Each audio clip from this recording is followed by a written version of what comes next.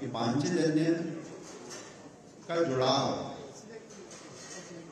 वो समाज की उस धड़कन को परखने के लिए है। उसके कारण है कि जो समाज के मन में है वो पांचजन्य की कलम में है। और इस शक्ति को जो लोग समझते हैं कि पांचजन्य किस स्पष्टता से लेता है, उसमें से योगी जी एक मुख्यमंत्री है। जब उत्तर प्रदेश में बहुत सारे लोगों को लग रहा था कि ये होगा कि वो होगा, रेस बराबर की है, साइकिल आगे निकल सकती है, मगर उस समय पर पांचजन्य ने बहुत सारे सर्वेक्षणों को देखकर, अपने सर्वेक्षण कराकर, जमीन पर अध्ययन करते हुए और जो जो काम हुए हैं ताल ठोक कर एक अंक निकाला था। और उसमें वो बात थी जो पूरा उत्तर प्रदेश कह रहा था मगर पूरे मीडिया में कही नहीं थी। वो बात हमने कही थी और उत्तर प्रदेश की जनता की जुबान में अगर मैं कहूं तो उसका शीर्षक था अंक का, यही चुना था, यही चुनेंगे, सही चुना था, सही चुनेंगे। आज हमारे बीच में है योगी आदित्यनाथ जी। मैं उनको उद्बोधन के लिए आमंत्रित करूंगा, परंतु उससे पहले एक 2 मिनट की छोटी सी फिल्म मैं कहूंगा टीम से वो प्ले करें। उसके बाद बिना किसी औपचारिकता के सीधे हम उनके विचार सुन पाएंगे।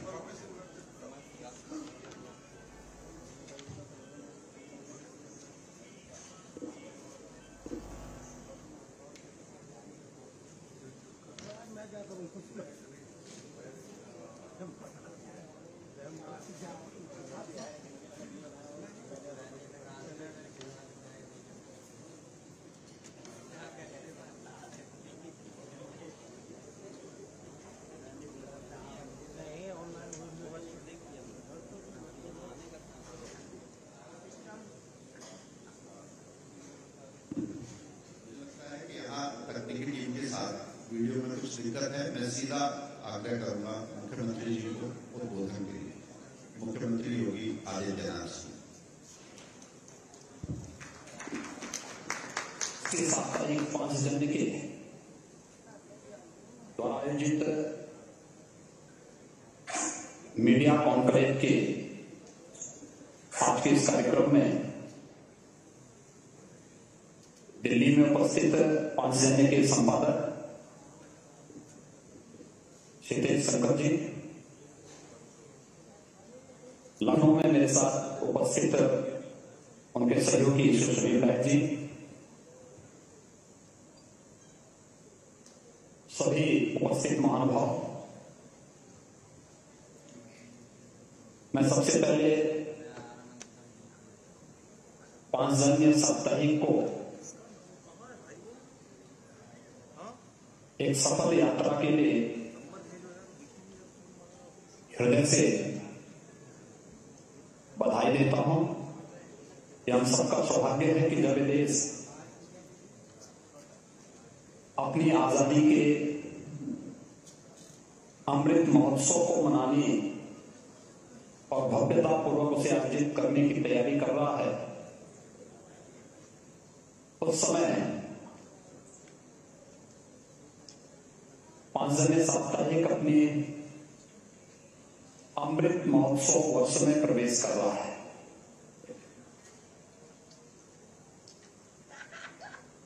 यह क्षण हर एक व्यक्ति, संस्था या पत्र पत्रिका के सामने नहीं आती है। एक दुर्लभ क्षण होता है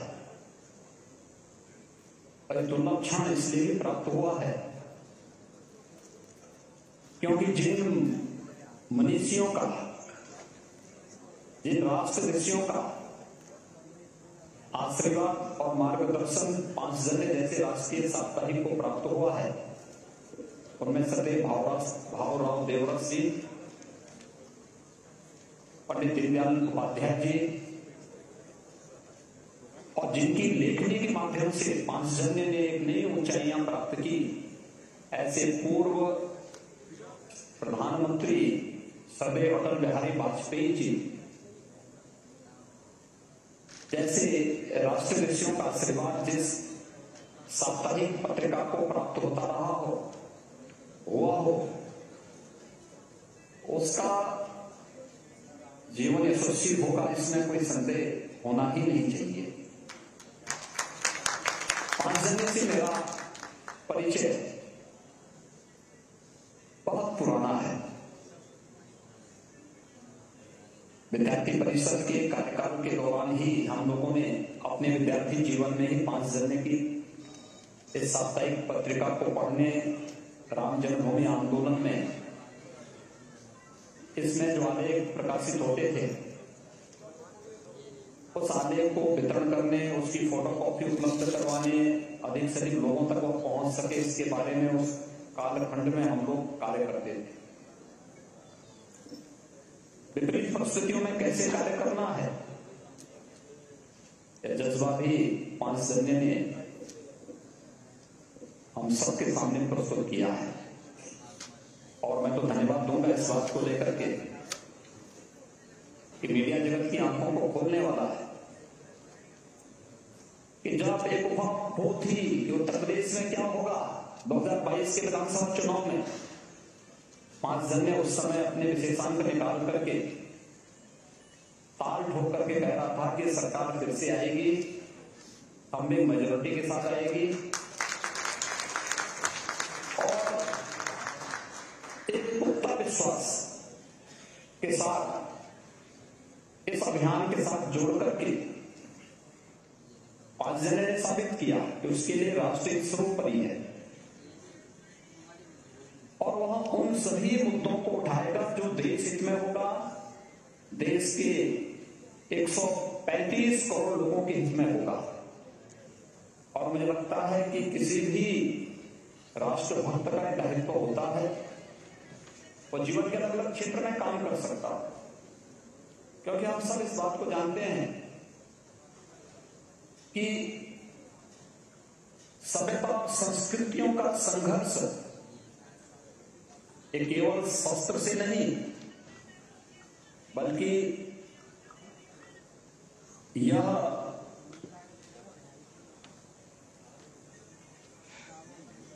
अदृश्य रूप से संस्कृतियों पर प्रभाव करके भी होता है। जो लोग आज के दिन पर इस बात को जानते हैं कि भारत को एक गुलाम नहीं बना सकते, भारत की सेना का मुकाबला नहीं कर सकते, वे छद्म रूप से हम पर प्रहार करते हैं और छद्म रूप में उनका प्रभाव अनेक अवसरों पर आप देख सकते हैं। लेकिन उन सभी स्थितियों में 5 जन सदैव एक प्रहरी के रूप में खड़ा होकर के संकनाद करता हुआ दिखाई देता है। हमेशा भी उन दुष्प्रवृत्तियों के खिलाफ जो समाज विरोधी हैं, राष्ट्र विरोधी हैं, विकास विरोधी हैं, उन सभी को पूरी तरह एक्सपोज करने का कार्य और सही तथ्यों के साथ अपनी बात को सामान्य मानविकी के सामने रखने में 5 जने ने कभी भी संकोच नहीं किया। और इसलिए जब आज ये मीडिया कॉन्क्लेव दिल्ली में आयोजित हुआ है, मुझे भी इस कार्यक्रम में भाग लेना था, मेरी हार्दिक इच्छा भी थी। लेकिन उत्तर प्रदेश विधानसभा नई गठित हुई है और नई गठन के बाद हमारा बजट सेशन कल से प्रारंभ हो रहा है। आज प्रातःकालीन सत्र में दलीय नेताओं की बैठक के बाद अभी विधानमंडल दल की बैठक इस सत्र के तत्काल बाद होने जा रही है और उस दलीय नेताओं की बैठक में मुझे रहना था। इस कॉन्क्लेव के ठीक पहले मैं भारतीय जनता पार्टी और सहयोगी दलों के जो व्हिप और चीफ व्हिप थे, इन सब के साथ मेरी एक बैठक चल रही थी, क्योंकि कल से राज्यपाल जी के भाषण से कार्यक्रम प्रारंभ होगा और फिर बजट सत्र के साथ पूरे 1 वर्ष का बजट राज्य सरकार का विधानसभा में प्रस्तुत होना है। इसलिए इस कार्यक्रम के साथ मैं हृदय से इच्छा रखते हुए भी प्रत्यक्ष रूप से 5 जने के मीडिया कॉन्क्लेव में दिल्ली में उपस्थित नहीं हो पाया। मुझे इसका हार्दिक खेद है। लेकिन मित्रों, जो एक सकारात्मक ऊर्जा 5 जने और ऑर्गेनाइजर ने सदैव देश को दिया देश की राष्ट्रवादी शक्तियों को दिया है, वह हमें उन दृश्य और अदृश्य शक्तियों से जो छद्म रूप से हमारी सभ्यता और संस्कृति पर हमला करने की दृष्टि रखते हैं, उससे हमें सचेत होने और उससे लड़ने की एक नई ऊर्जा भी प्राप्त होती है। उत्तर प्रदेश देश की आबादी की सबसे बड़ा राज्य तो है ही, लेकिन साथ साथ उत्तर प्रदेश की जब हम बात करते हैं तो उत्तर प्रदेश देश की आत्मा भी है, देश का हृदय स्थल भी है। उत्तर प्रदेश जैसे राज्य में, जिस राज्य में भगवान राम पैदा हुए हो, जिस राज्य को एक गौरव प्राप्त हुआ हो कि वहां भगवान श्री कृष्ण जन्म ले और अपनी लीला का प्रदर्शन भी करे, उत्तर प्रदेश ही वह राज्य है जहां बाबा विश्वनाथ की कृपा बरसती है और दुनिया की सबसे प्राचीन नगरी काशी इसी उत्तर प्रदेश में। और यही नहीं, दुनिया की सबसे पवित्र नदी जो देवतुल्य है, मां गंगा और यमुना का आशीर्वाद भी उत्तर प्रदेश को प्राप्त होता है और प्रयागराज में दोनों का मिलन भी होता है। दुनिया का सबसे बड़ा आध्यात्मिक और सांस्कृतिक आयोजन कुंभ भी प्रयागराज में ही आयोजित होता है, अनेक शक्तिपीठों का स्थल। अगर हम पर्यटन की दृष्टि से देखें तो प्रधानमंत्री मोदी जी की रामायण सर्किट का केंद्र बिंदु, बौद्ध सर्किट का केंद्र बिंदु, आध्यात्मिक सर्किट का केंद्र बिंदु उत्तर प्रदेश है। और हम सबका सौभाग्य है कि उत्तर प्रदेश में हम लोगों को यहां की जनता जनार्दन की सेवा का अवसर भारतीय जनता पार्टी के साथ मिलकर के करने का सौभाग्य प्राप्त हो रहा है। मित्रों, साथ इसी उत्तर प्रदेश में 5 वर्ष पहले आप लोग देखते थे, उत्तर प्रदेश लोग मानते थे कि उत्तर प्रदेश देश के विकास का बैरियर है, यानी विकास में बाधा करने वाला राज्य है। लेकिन विगत 5 वर्षों के अंदर एक राष्ट्रवादी सोच की, एक ईमानदार सरकार प्रधानमंत्री मोदी जी के मार्गदर्शन और नेतृत्व में कैसे परिणाम दे सकती है। विगत 5 वर्ष के अंदर देश की लगभग 4 दर्जन ऐसी योजनाएं जिनमें उत्तर प्रदेश का पहले 2017 के पहले कोई स्थान नहीं था, आज उत्तर प्रदेश नंबर 1 पर उन सभी योजनाओं में आगे चल रहा है। यही नहीं, 2012 से 17 के बीच यही उत्तर प्रदेश था जिसमें 700 से भी बड़े दंगे हुए थे।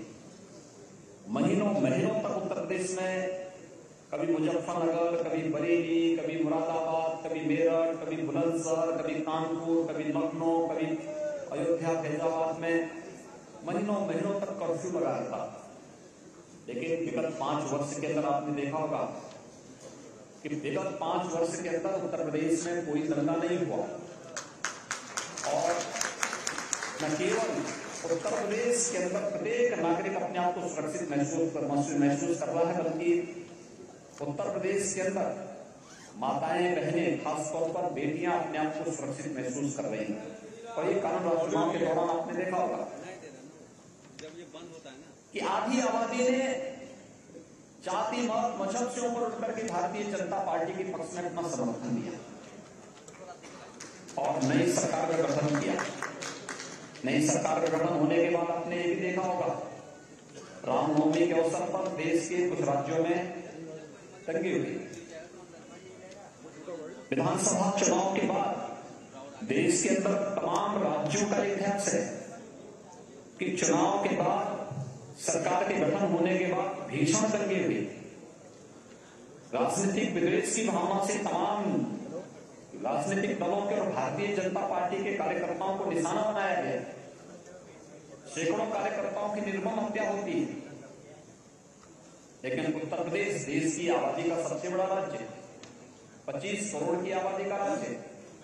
विधानसभा चुनाव में और विधानसभा चुनाव के बाद कोई दंगा नहीं हुआ। सरकार गठन होने के बाद रामनवमी का आयोजन भव्यता के साथ संपन्न हुआ। कोई दंगा नहीं, कोई विवाद नहीं। हनुमत जयंती का कार्यक्रम शांतिपूर्ण तरीके से संपन्न हुआ। और यही नहीं, पहली बार आपने भी देखा होगा, ये वही उत्तर प्रदेश है जहां छोटी छोटी बातों को लेकर दंगा होता था, लेकिन पहली बार अलविदा की नमाज और ईद की नमाज सड़कों पे नहीं पढ़ी गई। पहली बार आपने ये सुना होगा कि धर्मस्थलों से 1 लाख से अधिक माइक या तो हट गए हैं या उनकी आवाज कम हो गई है, और अब वही माइक स्कूल को, हॉस्पिटल को दान दिए जा रहे हैं जहां से लोग अपने कार्यक्रमों का संचालन कर सकते हैं।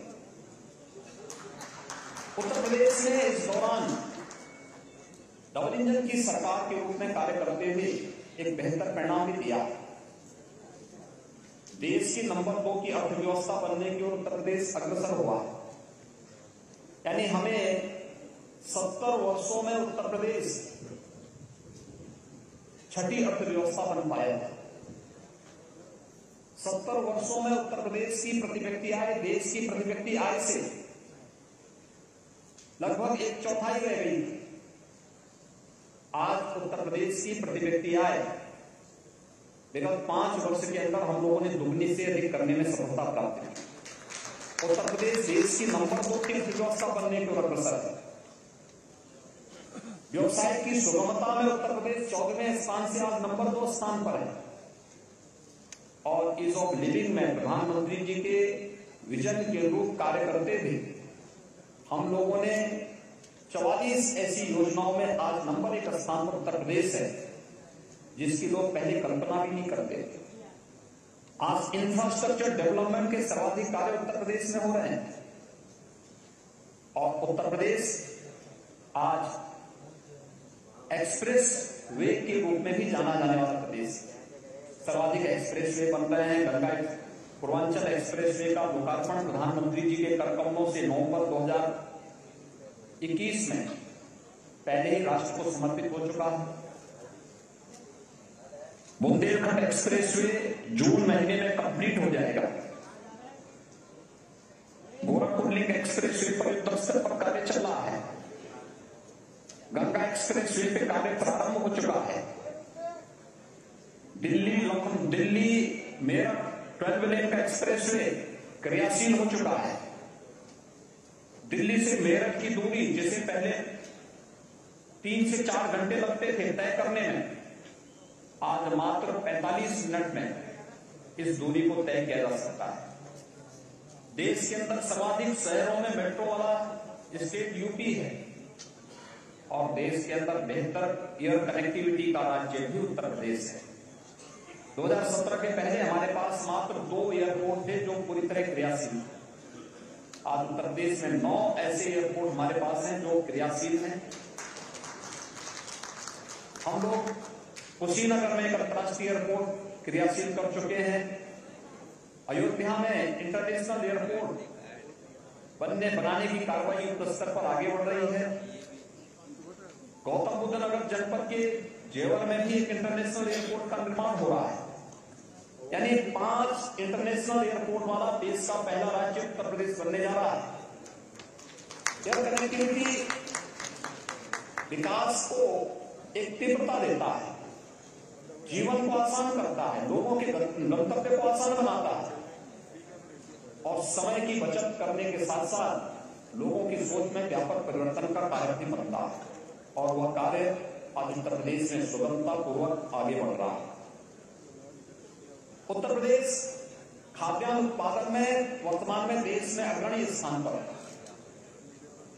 कोरोना कालखंड में उत्तर प्रदेश के मॉडल का देश और दुनिया में चर्चा हुई। सबसे बड़ी आबादी, लेकिन कोविड पॉजिटिविटी रेट सबसे कम, मृत्यु दर सबसे कम, सबसे अधिक टेस्ट करने वाला, सबसे अधिक वैक्सीन देने वाला राज्य और विपरीत परिस्थितियों में भी लड़ने की क्षमता रखने वाला राज्य। अगर कहीं किसी राज्य ने उत्तर प्रदेश वासियों के साथ दुर्व्यवहार किया, वे वहां से उत्तर प्रदेश की तरफ आए, तो हम लोग उनकी आवभगत के लिए बॉर्डर पर खड़े थे। भारत सरकार हमें मदद कर रही थी और हम लोग उन्हें सबको उनके घरों तक पहुंचाने में हमें मदद मिली। ऐसे ही अन्य तमाम कार्य हम लोगों ने समयबद्ध ढंग से आगे बढ़ाने का कार्य किया। उत्तर प्रदेश में इस दौरान कई मॉडल हम लोगों ने खड़े किए। खासतौर पर 38 जिले हमारे ऐसे थे जो 2017 के पहले संचारी रोग से बुरी तरह प्रभावित थे। इंसेफ्लाइटिस से, डेंगू से, मलेरिया, कालाजार, चिकनगुनिया और ये तमाम प्रकार की बीमारियां थी, जिसके कारण हजारों बच्चों की मौतें, हजारों मौतें होती थी प्रतिवर्ष। आज मुझे बताते हुए प्रसन्नता है कि इन मासूम बच्चों की जान को सरकार की प्रबंधन ने बचाने में सफलता प्राप्त की। आज इंसेफ्लाइटिस पूरी तरह नियंत्रण में है, डेंगू नियंत्रण में है, मलेरिया नियंत्रण में है, चिकनगुनिया, कालाजार, इन सब के उन्मूलन की दिशा में सरकार ने मजबूती से कदम आगे बढ़ाए। कोरोना प्रबंधन हमारा पहले से ही इसकी सराहना WHO, नीति आयोग जैसी प्रतिष्ठित संस्थाएं कर चुकी हैं। उत्तर प्रदेश में बाढ़ से 2017 के पहले हमारे 36 जनपद ऐसे थे जो संवेदनशील या अति संवेदनशील थे। हम लोगों ने उसका एक नया मॉडल दिया, नदियों को चैनलाइज करने, बाढ़ नियंत्रण के कार्य को समयबद्ध ढंग से आगे बढ़ाने। और आज मुझे बताते हुए प्रसन्नता है कि उत्तर प्रदेश में बाढ़ अब 3 से 4 जनपदों तक सीमित रह गई है। बहुत शीघ्र हम वहां उन जनपदों को भी बाढ़ से मुक्त करने के एक अस्थायी समाधान की ओर बढ़ रहे हैं। उत्तर प्रदेश के अंदर न केवल डेवलपमेंट में, बल्कि हम लोगों ने विगत 5 वर्ष के अंदर यानी 70 वर्षों में जितना निवेश उत्तर प्रदेश में नहीं हुआ, हम लोगों ने उससे ज्यादा निवेश विगत 5 वर्ष के अंदर किया। और अभी 3 जून को प्रधानमंत्री जी को फिर हम लोग लखनऊ आमंत्रित कर रहे हैं। 75,000 करोड़ रुपए से अधिक के निजी निवेश के प्रस्ताव को हम जमीनी धरातल पर रखने की कार्रवाई को आगे बढ़ा रहे हैं। 3 लाख करोड़ रुपए से अधिक के निवेश को हम पहले ही प्रदेश के अंदर लागू कर चुके हैं। कोरोना कालखंड में जब लोग स्वयं की जान बचा करके कोरोना जैसी महामारी के सामने पूरी तरह पस्त हो चुके थे, तो उत्तर प्रदेश की 25 करोड़ जनता को बचाने के साथ प्रदेश में हम निवेश के बेहतर गंतव्य के रूप में भी काम कर रहे हैं। देश का पहला डिस्प्ले यूनिट चीन से लाने में हमें सफलता प्राप्त हुई कोरोना कालखंड में। उत्तर भारत का पहला डाटा सेंटर कोरोना कालखंड में हम लोग गौतम बुद्ध नगर जनपद में स्थापित कर रहे हैं। लगभग 65,000 करोड़ रुपए के निवेश के प्रस्ताव कोरोना कालखंड में हम लोगों ने उत्तर प्रदेश के अंदर लाने में हमें सफलता प्राप्त हुई। उत्तर प्रदेश ने अपने सभी कार्यक्रमों को इस दौरान प्रधानमंत्री मोदी जी के मार्गदर्शन और उनके नेतृत्व में आगे बढ़ाने का काम किया। और जो हमारी परंपरागत पहचान थी, हमारी सभ्यता, हमारी संस्कृति, हमारे मानवित्व, उन सबके लिए भी हमने काम किया।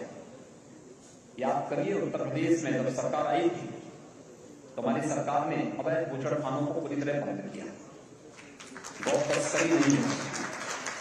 लेकिन इसका एक खामियाजा भी हम लोगों को कुछ देर के लिए भुगतना पड़ा था, जब निराश्रित गौआश्रय, जो निराश्रित गौवंश सड़कों पर और खेतों में दिखाई देने लग गया। यानी वह पहले तस्करी के रास्ते गौ तस्कर उसे यहां से तस्करी के रास्ते बूचड़खाने में पहुंचाते थे। हमने बूचड़खाने बंद किए, तस्करी बंद की, तो इन गौवंश को बचाने की चुनौती हमारे सामने है। हमने निवासित गौआश्रय स्थल स्थापित किए। लगभग 5,600 से अधिक निवासित गौआश्रय स्थल वर्तमान में हमारे पूरे प्रदेश में संचालित हो रहे हैं और बड़ी पवित्रता के साथ इन कार्यक्रमों को आगे बढ़ाया गया। 9 लाख से अधिक गौवंश इस समय हमारे पास इन निवासित गौआश्रय स्थलों में और अब तो प्रधानमंत्री मोदी जी के आशीर्वाद से हम इसको एक नया मॉडल खड़ा कर रहे हैं। वाराणसी में गोवर्धन योजना के अंतर्गत गाय के गोबर से सीएनजी बनाने की एक नई पद्धति को वहां आगे बढ़ा करके आसपास के गांवों से 1 रुपए पर किलो के हिसाब से ताजा गोबर खरीदा जा रहा है और गोवंश की रक्षा का भी कार्य किया जा रहा है। साथ साथ 3 प्रकार की योजनाएं जो राज्य सरकार स्वयं संचालित कर रही है। एक, जिस योजना के अंतर्गत राज्य सरकार निवासित गौआश्रय स्थल संचालित कर रही है। दूसरी योजना, जिसमें कोई भी किसान अगर अपने घर में 4 गोवंश तक रखता है उसे 900 रुपए पर गोवंश हर माह राज्य सरकार के द्वारा दिया जा रहा है। तीसरी योजना, पोषण मिशन के अंतर्गत जो बच्चे कुपोषित हैं या जो माताएं कुपोषित हैं उन्हें हम निवासित गौआश्रय स्थल से दुधारू गाय देते हैं, दूध देने वाली गाय देते हैं और गाय के साथ साथ 900 रुपए हर माह उस परिवार को उपलब्ध कराया जाता है। यानी गोवंश की रक्षा करने के लिए और सब कार्य उत्तर प्रदेश शासन के स्तर पर प्रारंभ हुए। अब हम उसे ऊर्जा के साथ साथ प्राकृतिक खेती के साथ भी जोड़ने का कार्य कर रहे हैं, जिसके जल स्तर पर ट्रेनिंग के प्रोग्राम वर्तमान में राज्य के अंदर संचालित हो रहे हैं। मित्रों, ये हमारा सौभाग्य है कि देश के यशस्वी नेतृत्व के कारण आज अयोध्या में जो वर्षों से 500 वर्षों से तमन्ना थी हमारे पूर्वजों की कि भगवान राम का भव्य मंदिर बने, गुलामी के बंधनों से मुक्ति मिले, आज अयोध्या में वह दिन भी हम सब अपनी आंखों से देख रहे हैं। 5 जगह की लड़ाई का साक्षी रहा, नेतृत्व करता रहा। अयोध्या में भगवान राम का भव्य मंदिर के निर्माण का कार्यक्रम जिस युद्ध स्तर पर चल रहा है, पूरा देश और पूरी दुनिया का हर सनातन हिंदू धर्मावलंबी और हर भारतवासी उस पर गौरव की अनुभूति करता है। काशी में काशी विश्वनाथ धाम जिस भव्यता के साथ आपके सामने आया है, इस सबके सामने मथुरा, वृंदावन और ब्रज तीर्थ के विकास के ब्रज तीर्थ विकास परिषद कार्य कर रहा है। चित्रकूट संवर रहा है। मां विंध्यवासिनी धाम एक नए ओज के साथ आदिशक्ति मां भगवती की कृपा का प्रसाद सबको वितरित कर रहा है। गंगा की अविरलता और निर्मलता नमामि गंगे परियोजना के माध्यम से देखते हुए बन रही है। सुख तीर्थ हो या नेमिष तीर्थ, इन सब के विकास के लिए कार्य योजना आगे बढ़ रही है। एक व्यवस्थित कार्य योजना बनाकर राज्य सरकार कार्य कर रही। मुख्यमंत्री पर्यटन संवर्धन योजना के अंतर्गत हर विधानसभा क्षेत्र में एक धर्मस्थल को उसके पौराणिक और ऐतिहासिक पहचान को बनाए रखते हुए उसकी नवीन काया के साथ प्रस्तुत करने का कार्य भी हुआ। 700 से ऐसे अधिक धर्मस्थलों का हम लोगों ने विगत 5 वर्ष के अंदर पुनरुद्धार किया। ये कार्यक्रम निरंतर आगे बढ़ रहे हैं। ये नया उत्तर प्रदेश है और नया उत्तर प्रदेश प्रधानमंत्री मोदी जी के नए भारत का नया उत्तर प्रदेश एक भारत श्रेष्ठ भारत की परिकल्पना में निरंतर सहभागी बनकर के हम आगे बढ़ाने का कार्य करेंगे। इस पूरे अभियान को आगे बढ़ाने का कार्य करेंगे। मुझे हार्दिक प्रसन्नता होती, मैं स्वयं इस अवसर पर प्रत्यक्ष रूप से 5 घंटे के इस मीडिया कॉन्फ्रेंस में दिल्ली में उपस्थित होता है, लेकिन यहाँ की संवैधानिक मर्यादाओं और बजट सत्र के शुभारंभ के अवसर पर राज्यपाल जी का कल ही अभिभाषण, कल प्रातःकाल ही दोनों सदनों में एक साथ होना है। उसमें व्यस्तता के कारण मैं आपके इस कार्यक्रम में प्रत्यक्ष रूप से उपस्थित नहीं हो पाया, लेकिन मैं 5 जने में देश जी को और उनकी पूरी टीम को इस बात के लिए आश्वस्त करता हूं कि 5 जने के इस पूरे अभियान में हमारा पूरा सहयोग होगा और जब भी आप कहेंगे हम हर प्रकार से इस कार्यक्रम को आगे बढ़ाने में पूरी मदद हमारी सरकार करेगी। मैं आपके इस पूरे कॉन्क्लेव के लिए, आपकी सकारात्मक ऊर्जा के लिए 5 जने के द्वारा प्रदेश और देश के हित में किए जाने वाले इस अभियान के लिए आप सबको मैं हृदय से धन्यवाद देता हूं। आप सबका अभिनंदन करता हूं। इस पूरे अभियान के प्रति अपनी शुभकामनाएं भी देता हूं। मुझे पूरा विश्वास है कि जिन महामनीषियों की तप और ऊर्जा से आज पांचजन्य इस नई ऊर्जा के साथ आगे बढ़ रहा है, अब हमें इसका डिजिटल फॉर्म भी देख करके बहुत प्रसन्नता होती है। 40 लाख से अधिक लोग एक साथ इस व्यूज के साथ जुड़ते हैं और इसे और अच्छे ढंग से आगे बढ़ाने की आवश्यकता है, क्योंकि लोगों के मन में पांचजन्य के प्रति, ऑर्गेनाइजर के प्रति बहुत अच्छा भाव, बहुत सकारात्मक भाव। कहीं ना कहीं हम लोगों की कहीं कमी है कि हम लोग उन लोगों तक चाहते हुए भी उसको नहीं पहुंचा पा रहे। इसको और अच्छे ढंग से आगे बढ़ाने की आवश्यकता है। मैं इस विश्वास के साथ आपके इस पूरे कार्यक्रम के प्रति अपनी शुभकामनाएं देता हूं। आप सब जो भी वहां महानुभाव उपस्थित हुए हैं, मैं उन सबको भी इस अवसर पर अभिनंदन करता हूं। आप सबके प्रति मेरी शुभकामनाएं। धन्यवाद। जय हिंद। मुख्यमंत्री जी, आपके इस उद्बोधन के लिए और जितने तथ्य इसमें थे, जितने आंकड़े इसमें थे, जितनी तुलनाएं हम कर सकते थे, मुझे लगता है कि साक्षात्कार करते तो कुछ प्रश्नों में शायद इतनी बात नहीं निकलती जो इस समय की बाधा ने इसे एक सुअवसर में बदल दिया। आज हमारे उत्तर प्रदेश के ब्यूरो चीफ सुनील राय जी वहां पर हैं, तो मैं कहूंगा कि भारत प्रकाशन परिवार की ओर से आपको स्मृति चिन्ह देने के लिए सुनील जी आगे आए। वहां सुशासन है, सुराज है, हम रामराज का चित्र दे सकते थे, परंतु उत्तर प्रदेश लीला नगरी भी है, तो लीलाधर कृष्ण की ये मूर्ति आपके लिए। धन्यवाद मुख्यमंत्री जी, आपने आज अपने अति व्यस्त समय में से पांचजन्य परिवार के लिए, ऑर्गेनाइजर के लिए, पूरे भारत प्रकाशन परिवार के लिए ये जो समय निकाला, ये अनमोल है हमारे लिए, ये काफी है। धन्यवाद।